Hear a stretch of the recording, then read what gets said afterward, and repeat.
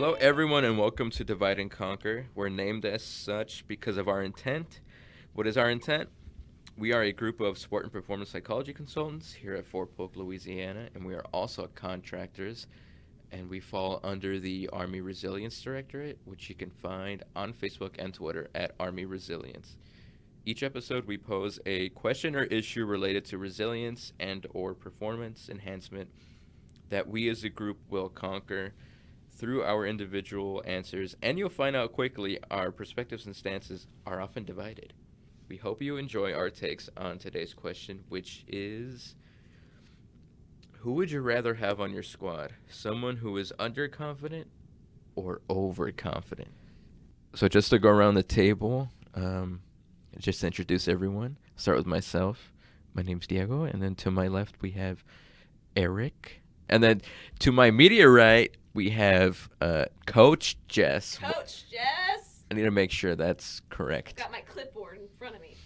And if she had a whistle, she would have blown it by now. Yeah, 100%. And then to Jess's right, we have Marius, a.k.a. Marmar. Marmar. Our newest acquisition here at Fort We got Polk. him in a trade. Yeah, we got him in the draft. Agency. I have a ton of questions regarding who we are talking about because my answer is going to be, it really depends. So something that I would ask would be, or that I would like to know based on these people, these hypothetical people, is this someone who is, well, let's start with, do we have a small team or a big team? In between. Okay, a medium-sized team. Okay. And then I also would like to know, is the task high in challenge or very demanding that we are trying to get done? Why not? Yeah. It is? Yeah. Okay. And then, is the person young or old? Define young or old. Or we could go in between. Okay. Another tweener there? Okay. Yeah, they're a tween. All of the answers are, it's a tween. Okay. I'm asking these questions because it's going to depend on who I would prefer on my squad. Yeah, makes sense. Have we worked together in the past? Or is this someone new to the team? I'd say new. New to the team. Are they coachable? Therein lies, I think that's the ultimate question, at least for me. The task? So it's a challenging task, but have we done it before, or is this a completely new task? Let's say it's in the realm of possibility, but it's new. Realm of possibility. By that, I mean intuitively it makes sense, but it's still new in terms of no one's done it before, but people understand what the task is. Okay. And then are me and this person, are we on the same level as far as our job titles, or am I a leader in this scenario? Yeah, let's say you're the leader in this scenario. Okay. Then with all of that information, for me, I think I would want someone who is lacking confidence, because if they have the ability to be coachable, it is a new task. While it's challenging, if it's a new task, I can't necessarily expect this person to get it off the bat. And quite frankly, I would rather you be a little bit cautious at the beginning, because we can make errors, that's fine, but I would rather smaller errors than start with these major errors that we have to potentially fix or could put people in harm's way, again, depending on the task. And it would be an opportunity to break down a new challenging task into something smaller that they can accomplish. And ideally, that would build their confidence over time. So a lot of that is about me putting them in the right situation, and then also breaking down the components of a new task in a way that allows them to build their confidence within said task.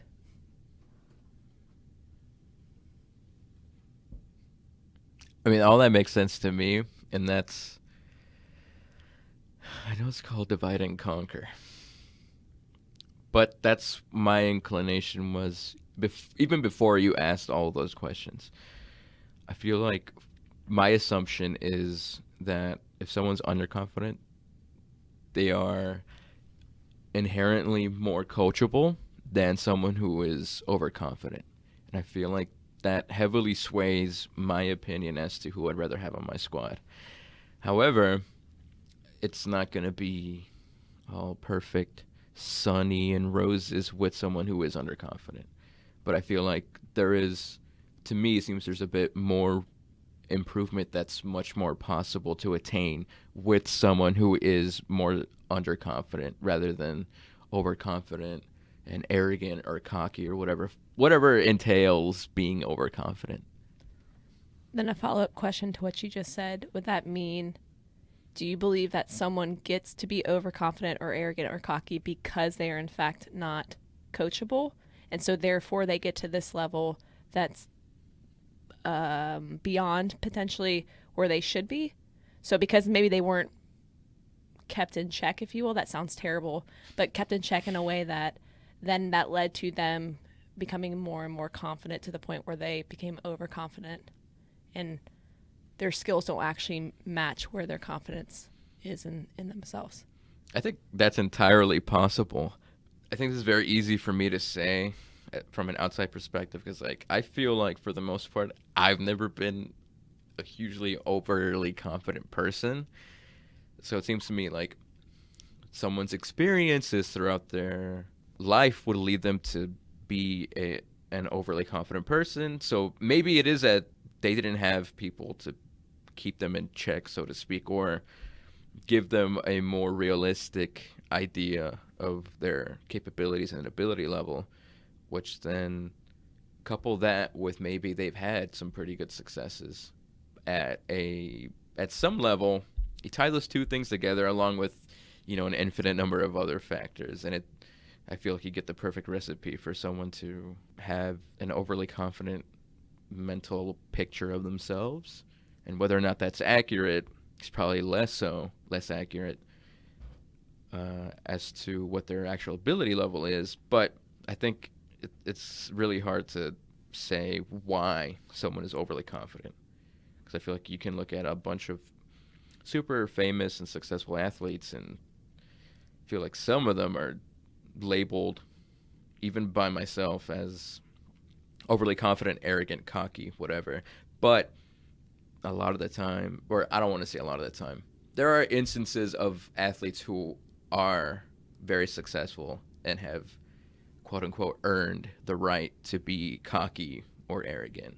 And I feel like they're the exception rather than the rule, because, they're the elite of the elite. And I don't necessarily think we're talking about that here. I hope that makes sense. So that makes me think about at least my personal experience as a consultant or a mental performance coach, mental skills coach, whatever you want to call it. It makes me realize that most of the time, the people, athletes, performers that I'm going to come across are going to be underconfident. And it's coaching them up or helping them become more confident or realize that their abilities are matching the challenge that they're seeking out, right? Very rarely, at least in my personal experience, have I seen someone that's overconfident come up to me at least and say, hey, I need a little bit help. I'm overconfident. And how do I get this in line with what I'm trying to do, right? And so that as I was sitting here listening to you guys, I started to wonder, how would we approach that? So if you did have this overconfident person in your squad and they at least showed some sort of coachability, what would you guys do? How would you approach that problem? I think the first step would be to see exactly how they perceive themselves.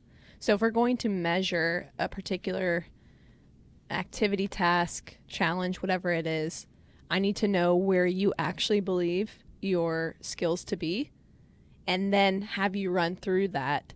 So that way we can see where you initially thought you were and then here's where you actually were, and constantly giving them that measurement or that stick of like that barometer of, okay, here's how far off you are, which maybe it's minuscule or maybe it's a lot. And then from there we can do the work. But first, I think they need to understand just how far away they are from the actual data. And that would have to be very objective data. So if it's time, if it's distance, whatever it is, then we would have to be able to calibrate that based on what they're doing to what they think they're doing. So that would be the starting point. Yeah, I agree. Getting a more accurate assessment, I mean, that's going to be like more knowledge is power, I guess. I don't know, self-awareness, right? That's the first step. And maybe it's just that they've been perceiving what overly confident means in a way that, might differ significantly from what somebody else thinks overconfidence actually is. Because I feel like anyone listening to this has their own idea of what someone who is overly confident looks like. And I'm willing to wager there is overlap, but there also may be significant differences between each person's mental idea of what overconfidence looks like. So it's not only about getting, I think, the objective data, but also trying to understand what does overconfidence, or being overly confident, mean to this individual. It might be just a reframing of maybe that idea that can also help, but also I think pairing that with having accurate data that represents their actual performance in whatever domain it is. I think those two could go a long way. I think you bring up something really important, Diego, and that's to also be able to sift through and distinguish between self-efficacy and confidence. So maybe self-efficacy would mean for that particular task, I am maybe right on with my abilities, or I'm over predicting my abilities. But overall, I might be a very confident person that you can put me in any situation and I will figure it out. I think we should define self-efficacy. So that would be one's belief about their likelihood of their success within a very specific task or event or performance. If you bring that out to an overall type of deal, then that would be confidence. So it's a slight definition change for the two, but they make all the difference, I think. Because I think someone could have a high level of self-efficacy in maybe their job, but if, let's say, their hobby's woodworking and they're new to it, they might not be as high in self-efficacy or confident in other areas of their life. And it's kind of hard to tease out the two things without having textbook definitions, which we don't have right now. But I think it's important that we make a distinction between the two if we're going to talk about them. I do think it's important to make that distinction, though, because oftentimes the way that I see it is that if someone is given a specific task and maybe they're new to it, like Jess's example of the person on her squad, and they don't know how to do it or it's challenging, there's a likelihood that they might have a fairly accurate assessment that they're not great at it, right? And I've seen a lot of people then equate that to saying, well, I'm not confident. And it's almost implied as I'm not confident as a person. And that's where you want to say, stop, hold up. You're not confident at this one task. That's self-efficacy. But you may be confident as an individual that in the general scheme of things, you're going to find a way, you're going to be able to figure it out, and you'll be successful at some general sense, right? And so that's where I think that distinction is so important to make, because there are many tasks in our lives that we will not be good at and we might never be good at, and that's okay. We can still carry on as confident people.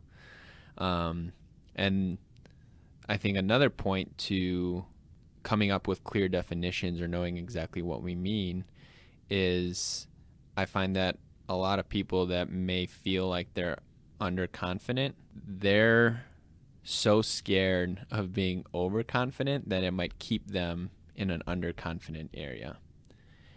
And that's just because they haven't quite defined it, right? So Diego, you kind of mentioned some of the athletes that most people would define as like cocky or an arrogant. The first person that comes to mind is Conor McGregor.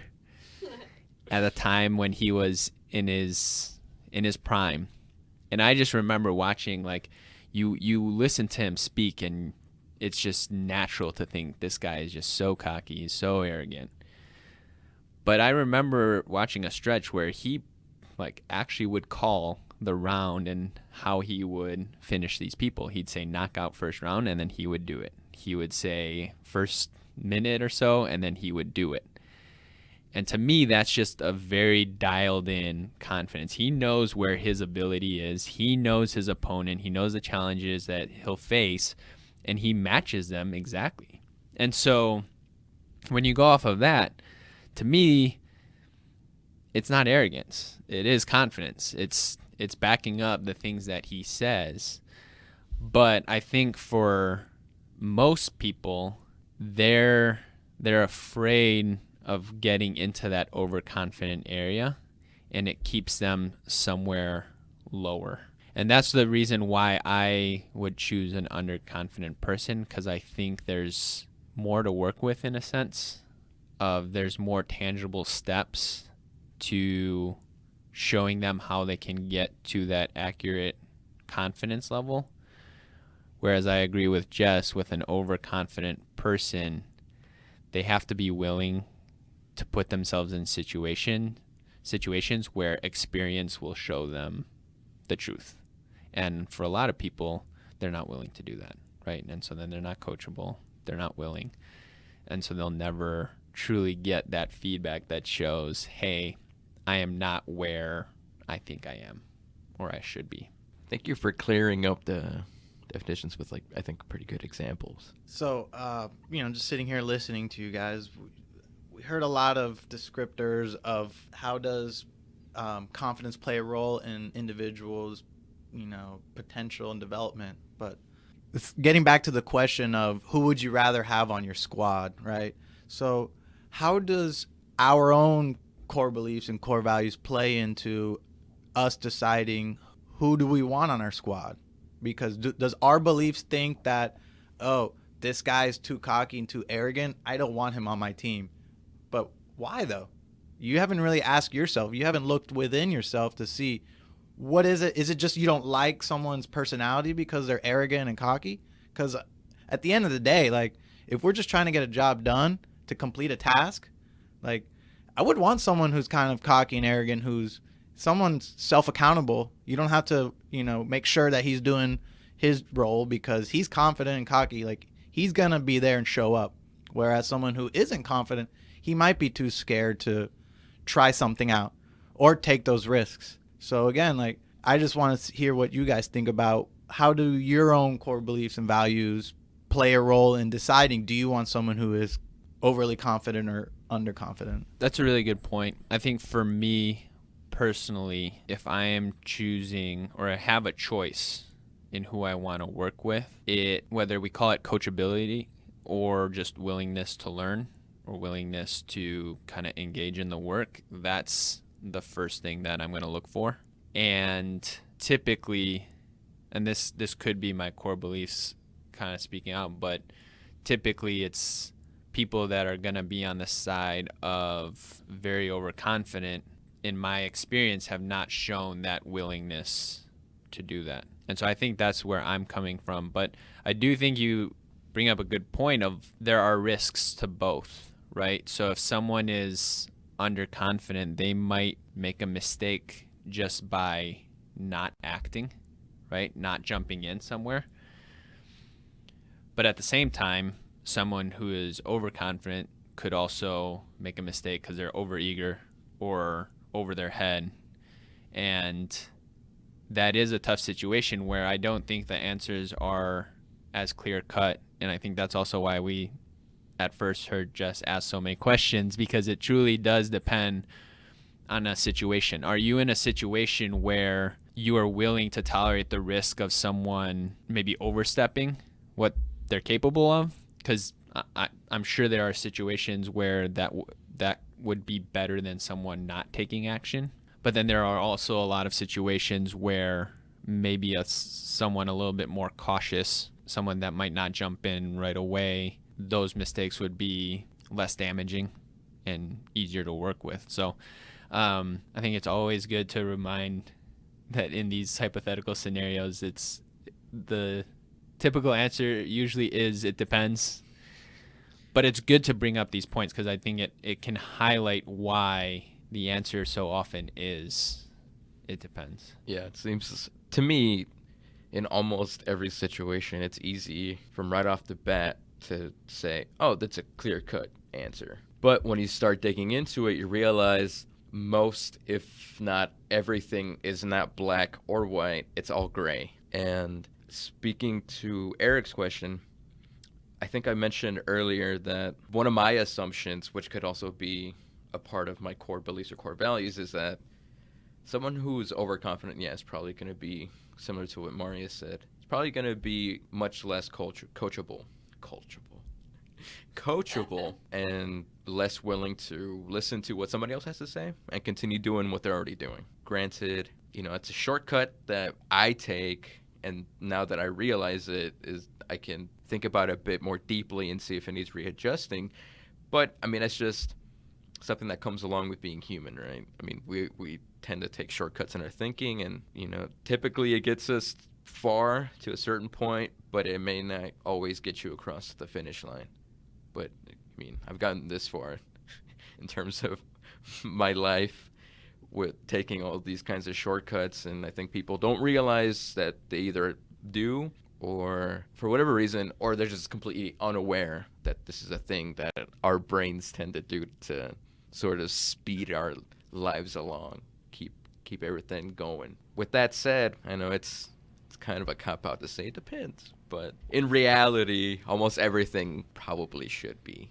It depends. I think that also highlights some of Jess's questions that she was asking before and kind of asking about the makeup of the squad and the other people that you have on the squad, because that makes me think about your question, Eric, of kind of where would someone that's overconfident fit in. And so, maybe you have a squad that's very competent, and their confidence is very accurate in what they do. And in certain situations like that, like plugging in an overconfident person could be helpful because they might learn very quickly from the people around them, and that overconfidence might lead them to be eager of putting themselves in situations, and they might actually just get that experience that shows, hey, you might not be as good at this as you think right now, but you can get better, or you can learn this way. Especially if it's a very high level group. And so it's interesting thinking of it in terms of the group dynamics, because if you have a whole group that's very underconfident and then you plug in one overconfident person, that might not mesh very well. So ask this question: does confidence lead to level of skill of development, or does confidence mean that, hey, I am not at that competent high skill level, but I believe in myself and reaching the skill level that I need to be at? Can you have both? So your question is, can confidence lead to skill development? Is that correct? Okay. Yes, I think 100% it can. Granted, I think kind of what Marius was talking about earlier with looking after some kind of performance. So retrospectively looking through and having feedback, whether it's yourself providing the feedback or watching tape, having a coach, having your teammates provide you feedback, that can then determine your confidence going into the next task. And that might be, I was really wildly overconfident in this task. I need to gain some skills, some techniques, some strategies in these areas, which can then boost my performance. Or it can highlight, wow, I'm already really good at this. So say I look back and I nailed it. I should be taking on a higher challenge. But if we're not doing that work on the back end, it may not lead to skill development as quickly as it can. And I think that's where potentially some people that are underconfident forget to do, and even those that are overconfident forget to do. Like, you have to go back, you have to watch things, you have to get that feedback to let you know where you need to then direct your efforts and your attention to get better. You ever listened to or read about Brené Brown? Oh, yes. Yeah. You guys talked about her? We haven't talked about her directly. But I read her book Daring Greatly, and it's all about vulnerability. And initially people assume vulnerability means, weakness. But in her book, it shows that you're just being true to yourself and knowing, hey, I need to get better at this. So is that confidence or is that self-awareness? So the question is vulnerability more about confidence, or is vulnerability more about you having high self-awareness and that you need to be vulnerable in a particular situation? So is it accurate to say I'm confident in knowing that I need to get better at this? Or is that just I'm aware that I need to get better at this? And then so you take that awareness and confidence and going into skill practice. I think that would be more of a self-awareness. I'm very aware that I need to improve in this area. And then I think confidence comes in with how do I go about doing that, and that I can get better. And that's where that confidence comes in. So not only do I know I can get better, I know who to seek out. I know what to seek out. I know how to seek it out. So that way I can improve. And that way the next time I have developed myself and contributed more to my team and the like. I don't know if anybody else has anything to add to that. So would overconfidence and would arrogance have low self-awareness and high confidence? Yes, I would say that plays on, there is some kind of lacking in your self-awareness or some kind of inability to see accurately what's actually at play. So it may not be that you completely lack awareness. It may just be that you're perceiving things in a way that is inaccurate, or you're getting feedback from outside sources and your outside sources are inaccurate, and that skews how you perceive what's actually happening. I would agree, and I think that's why it can get a little bit confusing between awareness and confidence, because the way that I look at it is that good personal self-awareness can really nicely lead to confidence, right? Because then you're aware of the things that you need to work on, kind of like Jess was saying. You seek out those steps, you put a plan in place through that awareness, which then sets this breeding ground foundation to have the confidence. And so, and it's interesting because someone that is both underconfident and overconfident kind of share that problem, that the awareness piece is not quite there, right? So if they have very good awareness and they're on the more underconfident side, they can look at the things and say, these are the things that I need to do to make sure that I can see how my abilities match up with this skill, right? And then on the overconfident side, it might be a matter of, hey, I can see how I'm overplaying, or like I believe in my abilities a little bit too much and they're not quite matching up with the skill that is presented. But both of them need that awareness piece in order to get to that middle ground, which I would argue is like the objective, true confidence level that they should have, right? And so I think this is something that can relate, or everyone can use, is kind of start with that awareness piece, right? So whether you're thinking about someone that you have on your squad, whether you're thinking about someone, or you're thinking about yourself even, try to become more aware. Try to kind of either give feedback to yourself, like Jess was saying, or seek out feedback. You can do this by journaling. You can do this by just kind of sitting down and being a little bit reflective, but you can either build that awareness about yourself, or you can think about how you might provide that awareness for someone that you work with, so that they could dial that confidence level in, right? Whether they're underconfident, whether they're overconfident, provide those experiences, whether it's to yourself or to someone else, to kind of see where are you truly at. And I think that's something everyone can do. Real quick, because Marius, you just triggered my brain to remind people as well that you could have a low skill level because you're new at something and still be confident, because as long as you're accurately understanding where your level of skill is, that's what we're talking about. Is you don't necessarily need to have this high skill level in order to be confident. You could say, hey, I'm still very new at this. I don't really have my bearings, but I'm confident the little bit of skill I have, I can approach a task that requires that and handle it fine. And then as I get better, the more and more I can take on, and then I'll be confident at that next level. So it's not necessarily that just because you have a low skill level means that you shouldn't have confidence. You just need to have the right type of confidence about what you are able to do. And that's really good to bring up because so many of us have very high goals and very high ambitions for ourselves. And I can see how that leads to underconfidence, but it shouldn't, because the confidence is more that accurate description of where you are now. It is not saying anything about where you will be if you continue working hard and you continue working with accurate assessments, with good feedback, with surrounding yourself with, the proper environment, proper people. And so that's a really good point of like, you can have these really high goals. You can have places that you still want to go and you're not there yet, but you can be confident as you approach those things. I think a really good example as far as the Army would go would be if you are just coming into the Army. You're new to the brand new, you're a private, and you have different tasks that you're required to meet. Now, something that would be to your disadvantage, while your goal may be, hey, one day I would like to become a sergeant first class. Great goal to have. Are you expected then to be doing things that a sergeant first class is doing? No. Right? So make sure that you're confident about, at your level, what are you supposed to be handling?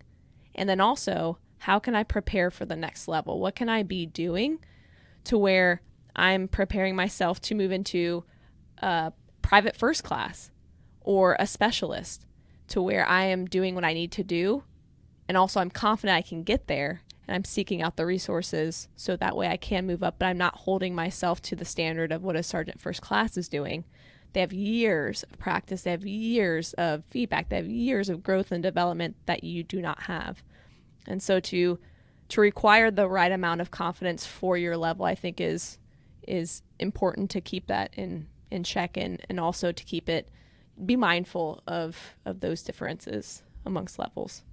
Along with that, I feel like we would all be pretty interested to hear what a soldier has to say about this topic. I mean, we were speaking in a pretty broad manner, but I wonder if there's a soldier out there who could tie this into practice. Maybe you've experienced this either as a leader, and maybe you had someone new come into your squad or what have you, and maybe they were a little too confident or underconfident, and what were the real effects of that type of confidence on everyone else, maybe on yourself, some of the maybe the consequences, positive or negative, that came out of that situation.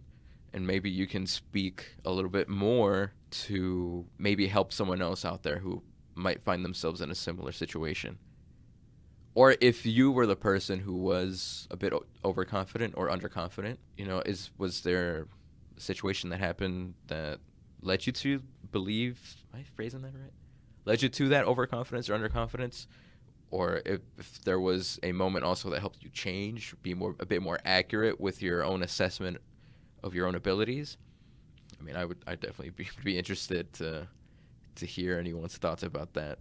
Yes, please. I also think I'd be very curious to hear people consider Eric's question about kind of the core beliefs and core values that you feel. So the way that I would kind of phrase or think about that question is, how do you react when you have someone underconfident join your squad?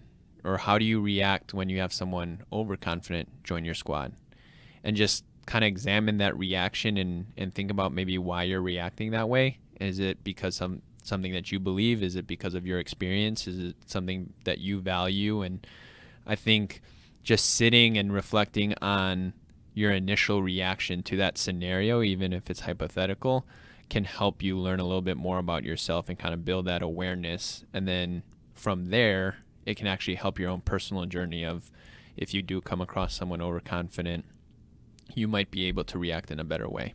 If you do come across someone underconfident, maybe you can react in a better way. So I'd be very interested to hear how people react to that question and what they might find out about their own core beliefs and core values. Well, yeah, you made a good point as far as if that new soldier into your squad, are how are you delegating orders and instructions? Someone who might look underconfident, can you depend on him? Right? Like, that's when your core beliefs and values come into play. Like, he's underconfident. I don't think I can trust him, especially when you start going into like, you know, the deployment theater where, or someone who's overconfident, like how do you build that person's character in your own mind based on their behaviors of having confidence or not? Yeah, I think now we've fully fleshed out some thoughts and ideas that we have, but also hopefully give everyone out there better ideas to where we're coming from and how maybe you could tackle or answer this particular question. I feel like everyone can relate to this question in some manner. You know, I think not everyone's going to have the same opinion or beliefs or experiences, so it would be interesting to hear. So with that, all of that said, I think that's it for everybody. So we're going to sign off for this week's episode. Hope you all have a good grand time, and we'll see you next time. Good grand time. Good grand time. See you next time. I'm Marius.